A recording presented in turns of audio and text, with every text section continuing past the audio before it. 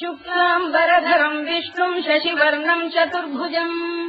प्रसन्नवदनम् ध्यायेत् सर्वविघ्नोपशान्तये व्यासम् वसिष्ठनप्तारम् शक्तेः पौत्रमकल्मषम् पराशरात्मजम् वन्दे शुकतातम् तपोनिधिम् व्यासाय विष्णुरूपाय व्यासरूपाय विष्णवे नमो वै ब्रह्मनिधये वासिष्ठाय नमो नमः अविकाराय शुद्धाय नित्याय परमात्मने सदैकरूपरूपाय विष्णवे सर्वजिष्णवे यस्य स्मरणमात्रेण जन्म संसारबन्धनात् विमुच्यते नमस्तस्मै विष्णवे प्रभविष्णवे ॐ नमो विष्णवे प्रभविष्णवे श्रीवैशम्पायन उवाच श्रुत्वा धर्मानशेषेण पावनानि च सर्वशः युधिष्ठिरः शान्तनवम् पुनरेवाभ्यभाषत युधिष्ठिर उवाच किमेकम् दैवतम् लोके किम् वाप्येकम् परायणम् स्तुवन्तः कङ्कमर्चन्तः प्राप्नुयुर्मानवा शुभम् को धर्मः सर्वधर्माणाम् भवतः परमो मतः किम् जपन्मुच्यते जन्तुर्जन्म संसारबन्धनात् श्रीभीष्म उवाच जगत्प्रभुम् देवदेवमनन्तम् पुरुषोत्तमम् स्तुवन्नाम सहस्रेण पुरुषस्तततोत्थितः तमेव चार्चयन् नित्यम् भक्त्या पुरुषमव्ययम् ध्यायम् स्तुवन् नमस्यम् च यजमानस्तमेव च अनादिनिधनम् विष्णुम् सर्वलोकमहेश्वरम् लोकाध्यक्षम् स्तुवन् नित्यम् सर्वदुःखातिगो भवेत् ब्रह्मण्यम् सर्वधर्मज्ञम् लोकानाम् कीर्तिवर्धनम् लोकनाथम् महद्भूतम् सर्वभूतभवोद्भवम् एष मे सर्वधर्माणाम् धर्मोऽधिकतमो मतः यद्भक्त्या पुण्डरीकाक्षम् स्तवैरच्चेन्नरः सदा परमम् यो महत्तेजः परमम् यो महत्तपः परमम् यो महद्ब्रह्म परमम् यः परायणम् पवित्राणाम् पवित्रम् यो मङ्गलानाम् च मङ्गलम् दैवतम् देवतानाम् च भूतानाम् यो व्ययक्रिया यतः सर्वाणि भूतानि भवन्त्यादियुगागमे यस्मिंश्च प्रलयम् यान्ति पुनरेव युगक्षये तस्य लोकप्रधानस्य जगन्नाथस्य भूपते विष्णोर्नाम सहस्रम् मे शृणु पापभयापहम् यानि नामानि गौणानि विख्यातानि महात्मनः ऋषिभिः परिगीतानि तानि वक्ष्यामि भूतये ऋषिर्नाम्नाम् सहस्रस्य वेदव्यासो महामुनिः छन्दोऽनुष्टुप् तथा देवो भगवान् देवकीसुतः अमृताम् शुद्भवो बीजम् शक्तिर्देवकीनन्दनः त्रिसामाहृदयम् तस्य शान्त्यर्थे विनियुज्यते विष्णुम् जिष्णुम् महाविष्णुम् प्रभविष्णुम् महेश्वरम् अनेकरूपदैत्यान्तम् नमामि पुरुषोत्तमम् अस्य श्रीविष्णोर्दिव्यसहस्रनामस्तोत्रमहामन्त्रस्य श्रीवेदव्यासो भगवान् ऋषिः अनुष्टुप्छन्दः श्रीमहाविष्णुः परमात्मा श्रीमन्नारायणो देवता अमृतांशोद्भवो भानुरिति बीजम् देवकीनन्दनश्रेष्ठेति शक्तिः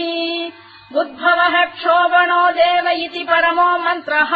धर इत्यस्त्रम् रथाङ्गपाणिरक्षोभ्य इति नेत्रम् त्रिसामासामजः सामेति कवचम् आनन्दम् परब्रह्मेति योनिः ऋतुः सुदर्शनकाल इति दिग्बन्धः श्रीविश्वरूप इति ध्यानम् श्रीमहाविष्णुप्रीत्यर्थे सहस्रनाम जपे विनियोगः ध्यानम् क्षीरोदङ्गप्रदेशे शुचिमणिविलसत्सैकते मौक्तिकानाम् मालाक्लुप्तासनस्थस्फटिकमणिनिभैर्मौक्तिकैर्मण्डिताङ्गः शुभ्रैरभ्रैररभ्रैरुपरि विरचितैर्मुक्तपीयूषवर्षैः आनन्दीनः पुनीयादरिनलिन गदा शङ्खपाणिर्मुकुन्दः भूः पादौ यस्य नाभिर्विहरसुरनिलश्चन्द्रसूर्यौ च नेत्रे कर्णावाशा शिरोद्यौर्मुखमपि दहनो यस्य वास्तेयमब्धिः अन्तस्थम् यस्य विश्वम् सुरनरखगो भोगि गन्धर्वदैत्यैः चित्रम् रम्यते तम् त्रिभुवन वपुषम् विष्णुमीशम् नमामि। ॐ नमो भगवते वासुदेवाय। शान्ताकारम् भुजगशयनम् पद्मनाभम् सुरेशम् विश्वाधारम् गगनसदृशम् मेघवर्णम् शुभाङ्गम् लक्ष्मीकान्तम् कमलनयनम् योगिहृध्यानगम्यम् वन्दे विष्णुम् भवभयहरम् सर्वलोकैकनाथम्। मेघश्यामम् पीतकौशेयवासम् श्रीवत्साङ्कम् कौस्तुभोद्भासिताङ्गम् पुण्योपेतम् पुण्डरीकायताक्षम् विष्णुम् वन्दे सर्वलोकैकनाथम्। नमः समस्तभूतानामादिभूताय भूभृते अनेकरूपरूपाय विष्णवे प्रभविष्णवे सशङ्खचक्रम् सकिरीटकुण्डलम् सपीतवस्त्रम् सरसीरुहेक्षणम् सहारवक्षस्थलशोभिकौस्तुभम् नमामि विष्णुम् शिरसा चतुर्भुजम्। छायायाम् पारिजातस्य हेमसिंहासनोपरि आसीनमम्बुदश्याममायताक्षमलङ्कृतम् चन्द्राननम् चतुर्बाहुम् श्रीवत्साङ्कितवक्षसम् रुक्मिणी सत्यभामाभ्याम् सहितम् कृष्णमाश्रये।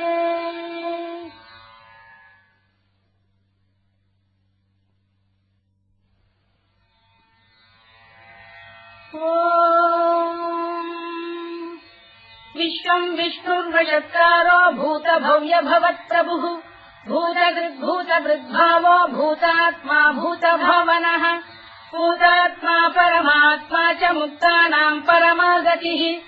अव्ययः पुरुषः साक्षी क्षेत्रज्ञोऽक्षर एव च योगो योगविदाम् नेता प्रधानपुरुषेश्वरः नारसिंहवपुः श्रीमान् केशवः पुरुषोत्तमः सर्वः शर्वः शिवस्थाणुर्भूतादिर्निधिरव्ययः सम्भवो भावनो भर्ता प्रभवः प्रभुरीश्वरः स्वयम्भूः शम्भुरादित्यः पुष्कराक्षो महास्वनः अनादिनिधनो धाता विधाता धातुरुत्तमः अप्रमेयो ऋषिकेशः पद्मनाभोऽमरप्रभुः विश्वकर्मा मनुस्पष्टा स्थविष्ठस्थविरो ध्रुवः अग्राह्यः शाश्वतः कृष्णो लोहिताक्षप्रदर्दनः प्रभूतस्त्रिकतुर्धाम पवित्रम् मङ्गलम् परम् ईशानप्राणदप्राणो ज्येष्ठः श्रेष्ठः प्रजापतिः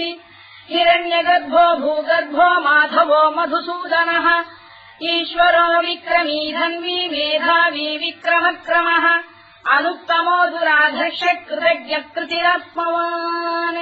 सुरेशः शरणम् शर्म विश्वरेता प्रजाभवः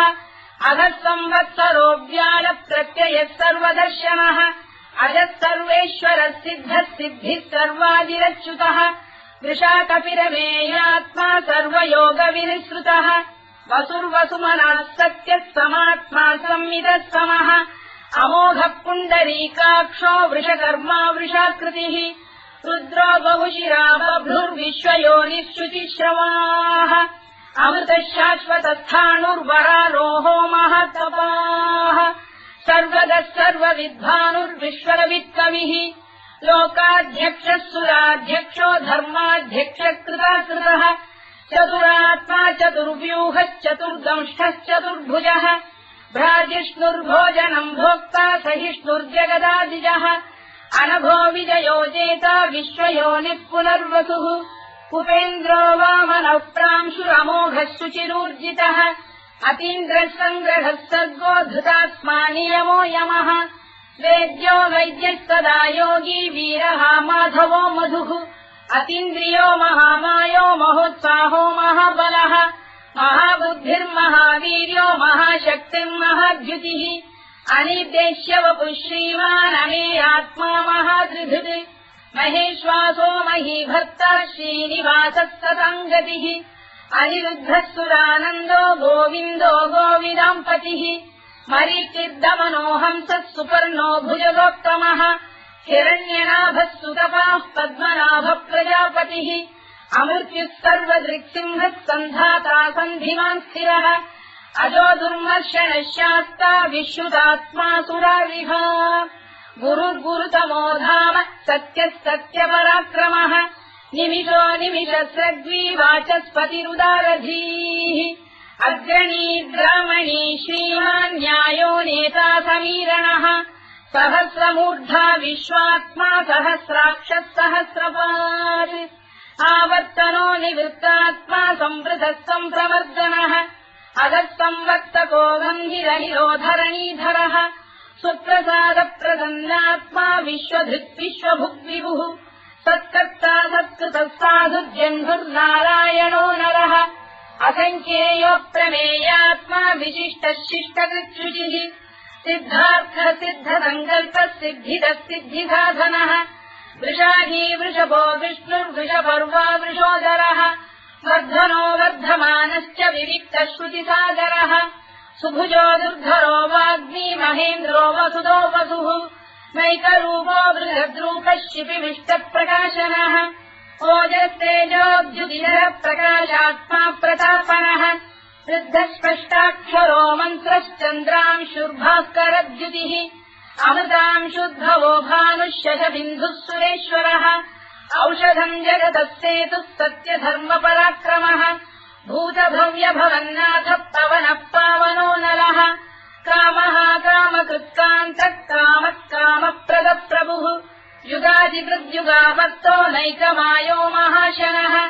अदृश्यो व्यक्तरूपश्च सहस्रजिदनन्तजित् इष्टो विशिष्टः शिष्टेष्टः शिखण्डी नभुषो वृषः क्रोधः क्रोधकृत्कर्ता विश्वबाहुर्महीधरः अच्युतः प्रतिथः प्राणः प्राणदो वासवानुजः अपाम् निधिरधिष्ठानमप्रमत्तप्रतिष्ठितः स्कन्दः स्कन्दधरो धुर्यो वरदो वायुवाहनः वासुदेवो बृहद्भानुरादिदेवः पुरन्दरः अशोकस्तारणस्तारः शूरः शौरिर्जनेश्वरः अनुकूलश्च तावर्तः पद्मी पद्मनिभेक्षणः पद्मनाभोरविन्दाक्षः पद्मगर्भः शरीरभृत् महर्धिर्वृद्धो वृद्धात्मा महाक्षो गरुडध्वजः अतुलः शरभो भीमः समयज्ञो हविर्हरिः सर्वलक्षणलक्षण्यो लक्ष्मीवान् समितिञ्जयः विक्षरो रोहितो मार्गो हेतुर्दामोदरः सहः महीधरो महाभागो वेगवानमिदाशनः उद्भवः क्षोभणो देवः श्रीगर्भः परमेश्वरः करणम् कारणम् कर्ता विकर्ता गहनो गुहः व्यवसायो व्यवस्थानः संस्थानस्थानदो ध्रुवः परधिः परमस्पष्टः तुष्टः पुष्टः शुभेक्षणः रामो विरामो विरतो मार्गो नेयोनयोनयः वीरः शक्तिमताम् श्रेष्ठो धर्मो धर्मविदुत्तमः वैकुण्ठः पुरुषः प्राणः प्राणदः प्रणवपृतुः हिरण्यगर्भः शत्रुघ्नो व्याप्तो वायुरधोक्षजः ऋतुः सुदर्शनः कालः परमेष्ठी परिग्रहः उग्रः संवत्सरो दक्षो विश्रामो विश्वदक्षिणः विस्तारस्थावरस्थाणुप्रमाणम् बीजमव्ययम् अर्थोऽनर्थो महाकोशो महाभोगो महाधनः अनिर्विण्णस्थविष्ठो भूर्धर्मयूपो महामखः नक्षत्रनेमिर्नक्षत्री क्षमः क्षामः समीहनः यज्ञयुज्यो महेज्यश्च क्रतुः सत्रम् सदाम् गतिः सर्वदर्शी विमुक्तात्मा सर्वज्ञोद्यानमुत्तमम् सुव्रतः सुमुखः सूक्ष्मः सुघोषः सुखदः सुहृत् मनोहरोजितक्रोधो वीरबाहुर्विदारणः स्वापनः स्ववशो व्यापी नैतात्मानैककर्मकृत् वत्सरो वत्सलो वत्सी रत्नगर्भोधनेश्वरः धर्मकुद्धर्मकृद्धर्मी सदसक्षरमक्षरम् अविज्ञाता सहस्रांशुर्विधाता कृतलक्षणः गभस्तिरेविस्तप्तः सिंहो भूतमहेश्वरः आदिदेवो महादेवो देवेशो देवभृद्गुरुः उत्तरो गोपतिर्गोप्ता ज्ञानः सोमपो मृतपः सोमः पुरुजिः पुरुषोत्तमः विनयो जयः सत्यसन्धो दाशार्हः सात्वताम् पतिः जीवो विनयिता साक्षी मुकुन्दोमितविक्रमः अम्भोनिधिरनन्तात्मा महोदधिशयोऽन्तकः अजो महार्घः स्वाभाव्यो जिता मित्रप्रमोदनः आनन्दो नन्दनो नन्दः सत्यधर्मा त्रिविक्रमः महर्षिकपिलाचार्य कृतज्ञो मेदिनीपतिः त्रिदशाध्यक्षो महाशृङ्गकृतान्तकृत् महावराहो गोविन्दः सुषेणः कनकाङ्गनी गुह्यो गभीरो गहनो गुप्तश्चक्रगदाधरः मेधास्वाङ्गोजितः कृष्णो दृढः सङ्कर्षणोच्युतः वरुणो वारुणो वृक्षः पुष्कराक्षो महामनाः भगवान् बलहानन्दी वनमाली हलायुधः आदित्यो ज्योतिरादित्यः सहिष्णुर्गतिसत्तमः सुधन्वाखण्डपरशुद्धारुणोद्रविणप्रदः दिवस्कृत् सर्वदृत्यासो वाचस्पतिरयो निजः कृतामासामगस्साम निर्वाणम् भेषजम् भिषज सन्न्यासवृक्षमशान्तो निष्ठा शान्तिः परायणम् शुभाङ्गः शान्तिदश्रेष्टा कुमुदः कुवलेशयः गोहितो गोपदैर्गोप्ता वृषभाक्षो वृषप्रियः अनिवर्ती निवृत्तात्मा संक्षेप्ताक्षेमकृत् शिवः श्रीवत्सवक्षः श्रीवासः श्रीपतिः श्रीमताम्बरः श्रीधः श्रीधः श्रीनिवासः श्रीनिधिः श्रीविभावनः श्रीधर श्रीकर श्रेयः श्रीमान् लोकत्रयाश्रयः स्वक्षस्वङ्गः शतानन्दो नन्दिर्ज्योतिर्गणेश्वरः विदितात्मा विधेयात्मा तत्कीर्तिच्छिन्न संशयः उदीर्णः सर्वतश्चक्षुरनीशः शाश्वतस्थिरः भूषयो भूषणो भूतिर्विशोकः शोकनाशनः अर्चिष्मानर्चितः कुम्भो विशुद्धात्मा विशोधनः अनिरुद्धो प्रतिरथ प्रद्युम्नोमितविक्रमः कालनेमिनिहावीरः शौरिः शूरजनेश्वरः त्रिलोकात्मा त्रिलोकेशः केशवः केशिहा हरिः कामदेवः कामपालः कामी कान्तकृतागमः अनिर्देश्य वपुर्विष्णुर्वीरोऽनन्तो धनञ्जयः ब्रह्मण्यो ब्रह्मकृद्ब्रह्मा ब्रह्म ब्रह्मनिवर्धनः ब्रह्मविद्ब्राह्मणो ब्रह्मी ब्रह्मज्ञो ब्राह्मणप्रियः महाक्रमो महाकर्मा महातेजा महोरगः महाक्रतुर्महायज्वा महायज्ञो महाहविः स्तव्यस्तव प्रियस्तोत्रम् स्तुतिस्तोतारणप्रियः पूर्णः पूरयिता पुण्यः पुण्यकीर्तिरनामयः मनोजवस्तीर्थकरो वसुरेता वसुप्रदः वसुप्रदो वासुदेवो वसुर्वसुमनाहविः सद्गतिः सत्कृतिः सत्ता सद्भूतिः सत्परायणः शूरसेनो यदुश्रेष्ठः सन्निवासः सुयामुनः भूतावासो वासुदेवः सर्वासु निलयो नलः दत्तः दत्पदो दृप्तो दुर्धरोऽथापराजितः विश्वमूर्तिर्महामूर्तिर्दीप्तमूर्तिरमूर्तिमान्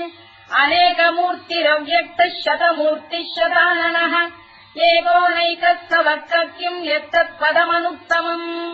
लोकबन्धुर्लोकनाथो माधवो भक्तवत्सलः सुवर्णवर्णो हेमाङ्गो वराङ्गश्चन्दनाङ्गदी वीरः विषमः शून्यो घृता क्षीरजरश्चरः अमानी मानदो मान्यो लोकस्वामी त्रिलोकधृत् सुमेधा मेधजो धन्यः सत्यमेधाधराधरः तेजो वृषोऽद्युतिधरः सर्वशत्रुभृताम्बरः प्रग्रहो निग्रहो व्यग्रो नैकशृङ्गो गदाग्रजः चतुर्मूर्तिश्चतुर्बाहुश्चतुर्व्यूहश्चतुर्गतिः चतुरात्मा चतुर्भावश्चतुर्वेदविदेकपात् समावर्तो निवृत्तात्मा दुर्जयो दुरतिक्रमः दुर्लभो दुर्गमो दुर्गो दुरावासो दुरारिः शुभाङ्गो लोकतारङ्गः सुतन्तु वर्धनः इन्द्रकर्मा महाकर्मा कृतकर्मा कृतागमः उद्भवः सुन्दरः सुन्दो रक्तनाभः सुलोचनः अर्थो वाजसनः शृङ्गी जयन्तः सर्वविद्ययी सुवर्णबिन्दुरक्षोभ्यः सर्ववागीश्वरेश्वरः महाह्रदो महागर्तो महाभूतो महानिधिः कुमुदकुन्दरकुन्दः पर्जन्यः पावनो निलः अमृताशोऽमृतवपुः सर्वज्ञः सर्वतोमुखः सुलभः सुव्रतः सिद्धः शत्रुजिच्छत्रुतापनः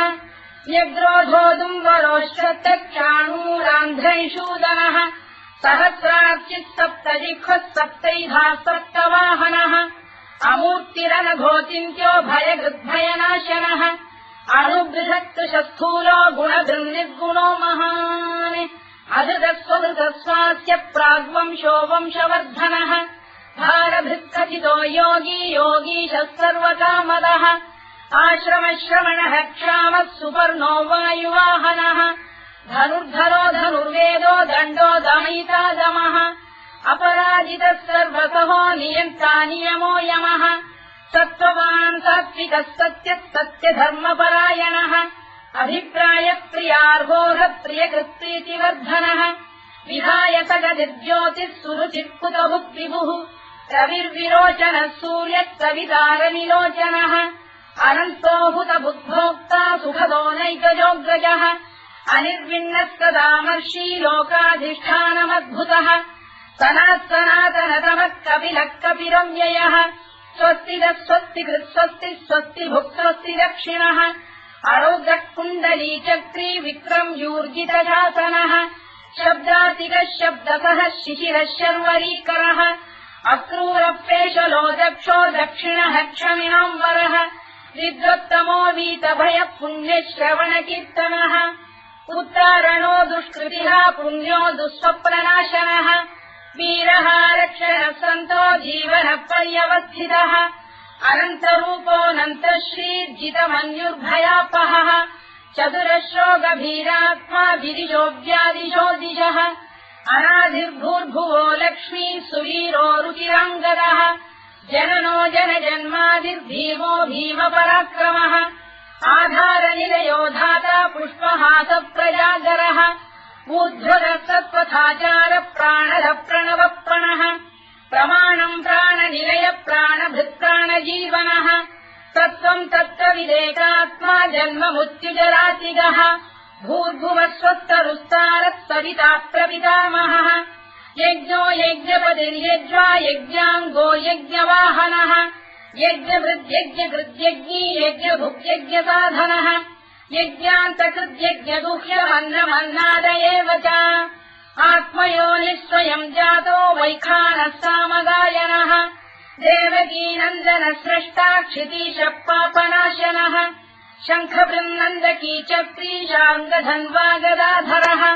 तथाङ्गपाणिरक्षोभ्यः सर्वप्रहरणायुधः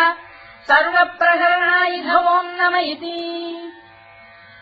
परमाली गरीशाङ्गी शङ्खी चक्री च नन्दकी श्रीमान्नारायणो विष्णुर्वासुदेवोऽभिरक्षतु वनमाली गरीशाङ्गी शङ्खी चक्री च नन्दकी श्रीमान्नारायणो विष्णुर्वासुदेवोऽभिरक्षतु वनमाली गरीशाङ्गी शङ्खी चक्री च नन्दकी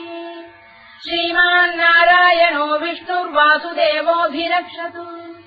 इतीदम् कीर्तनीयस्य केशवस्य महात्मनः नाम्नाम् सहस्रम् दिव्यानामशेषेण प्रकीर्तितम्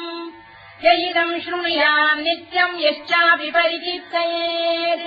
नाशुभम् प्राप्नुयात् किञ्चित् सोमुत्रेह च मानवः वेदान्तको ब्राह्मणस्य क्षत्रियो विजयी भवेत् वैश्यो धनसमृद्धस्य क्षुद्रः सुखमवाप्नुयात् धर्मार्थी प्राप्नुयात् धर्ममर्थार्थी चार्थमाप्नुयात् कामानवाप्नुयात् कामी प्रजार्थी चाप्नुयात् प्रजाम् भक्तिमान् यः सदोत्थाय शुचिस्तद्गतमानसः सहस्रम् वासुदेवस्य नाम्नामेतत्र कीर्तयेत् यशः प्राप्नोति विपुलम् याति प्राधान्यमेव च अचलाम् श्रियमाप्नोति श्रेयः प्राप्नोत्यनुत्तमम् न भयम् क्वचिदाप्नोति वीर्यम् तेजश्च विन्दति भवत्य रोगोद्युतिमान् बलरूपगुणान्वितः रोगात्तो मुच्यते रोगात् बद्धो मुच्येत बन्धनात् भयान्मुच्येत भीतस्तु मुच्येतापन्न आपदः दुर्गाण्यतितरत्याशु पुरुषः पुरुषोत्तमम् सुवन्नाम सहस्रेण नित्यम् भक्तिसमन्वितः वासुदेवाश्रयो मर्त्यो वासुदेवपरायणः सर्वपापविशुद्धात्मा याति ब्रह्म सनातनम् न वासुदेव भक्तानामशुभम् विद्यते क्वचित् जन्म मृत्युजरा व्याधि भयम् नैवोपजायते इमम् स्तवमधीयान श्रद्धा भक्ति समन्वितः युज्येतात्मसु कक्षान्ति श्रीधृति स्मृति कीर्तिभिः न क्रोधो न च मात्सर्यम् न लोभो न शुभामतिः भवन्ति कृतपुण्यानाम् भक्तानाम् पुरुषोत्तमे द्यौस्तचन्द्रास्तनक्षत्राखम् दिशो भूर्महो दधिः वासुदेवस्य वीर्येण विधृतानि महात्मनः ससुरासुरगन्धर्वम् स यक्षोरगराक्षसम् जगत्वशे वत्ततेदम् कृष्णस्य सचराचरम् इन्द्रियाणि मनो बुद्धिः सत्त्वम् तेजोबलम् धृतिः वासुदेवात्मकान्याहुः क्षेत्रम् क्षेत्रज्ञ एव च सर्वागमानामाचार प्रथमम् परिकल्पते आचारप्रभवो धर्मो धर्मस्य प्रभुरच्युतः ऋषयपितरो देवा महाभूतानि धातवः जङ्गमा जङ्गमम् चेदम् जगन्नारायणोद्भवम् योगो ज्ञानम् तथा साङ्ख्यम् विद्या शिल्पादिकर्म च वेदाः शास्त्राणि विज्ञानमेतत् सर्वम् जनार्दनात् एको विष्णुर्महद्भूतम् पृथग्भूतान्यनेकशः त्रीन् लोकान् व्याप्य भूतात्मा भुङ्क्ते विश्वभुवव्ययः इमम् स्तवम् भगवतो विष्णो व्यासेन कीर्तितम् पठेद्य इच्छेत् पुरुषः श्रेयत् प्राप्तुम् सुखानि च विश्वेश्वरमजम् देवम् जगतः प्रभुमव्ययम् भजन्ति ये पुष्कराक्षम् न ते यान्ति पराभवम् न ते यान्ति पराभवम् ओन्नम इति अर्जुनोवाच पद्मपत्र विशालाक्ष पद्मनाभसुरोत्तम भक्तानामनुरक्तानाम् त्राता भव जनार्दन श्रीभगवानुवाच यो माम् नाम सहस्रेण स्तोतुमिच्छति पाण्डव सोऽहमेकेन श्लोकेन स्तुत एव न संशयः स्तुत एव न संशयोऽन्नम इति व्यासोवाच वासनाद्वासुदेवस्य वासितम् भुवनत्रयम् सर्वभूतनिवासोऽसि वासुदेव नमोऽस्तु ते वासुदेव नमोऽस्तु ते ओन्नम इति पार्वत्युवाच केनोपायेन लघुना विष्णोर्नाम सहस्रकम् पठ्यते पण्डितैर्नित्यम् श्रोतुमिच्छाम्यहम् प्रभो ईश्वरोवाच श्रीराम राम रामेति रमे रामे मनोरमे सहस्रनाम तत्तुल्यम् राम नाम वरानने श्रीराम राम रामेति रमे रामे मनोरमे सहस्रनाम तत्तुल्यम् राम नाम वरानने श्रीराम राम रामेति रमे रामे मनोरमे सहस्रनाम तत्तुल्यम् राम नाम वरानने राम नाम वराननमोन्नम इति ब्रह्मोवाच नमोऽस्त्वनन्ताय सहस्रमूर्तये सहस्रपादाक्षि शिरोरुबाहवे सहस्रनाम्ने पुरुषाय शाश्वते सहस्रकोटियुगधारिणे नमः सहस्रकोटियुगधारिणे नमोऽन्नम इति सञ्जय उवाच यत्र योगेश्वर कृष्णो यत्र पार्थो धनुर्धरः तत्र श्रीविजयो भूतिर्ध्रुवानीतिर्मतिर्मम श्रीभगवानुवाच अनन्याश्चिन्तयन्तो मां ये जनाः पर्युपासते तेषाम् नित्याभियुक्तानाम् योगक्षेमम् वहाम्यहम् परित्राणाय साधूनाम् विनाशाय च दुष्कृताम् धर्म संस्थापनार्थाय सम्भवामि युगे युगे आर्ता विषण्णाः शिथिलाश्च भीता घोरेषु च व्याधिषु वर्तमानाः संकीर्त्य नारायण शब्दमात्रम् विमुक्त दुःखाः सुखिनो भवन्तु कायेन वाचा मनसेन्द्रियैर्वा बुद्ध्यात्मना वा प्रकृते स्वभावात् करोमि यद्यत् सकलम् परस्मै नारायणायेति समर्पयामि।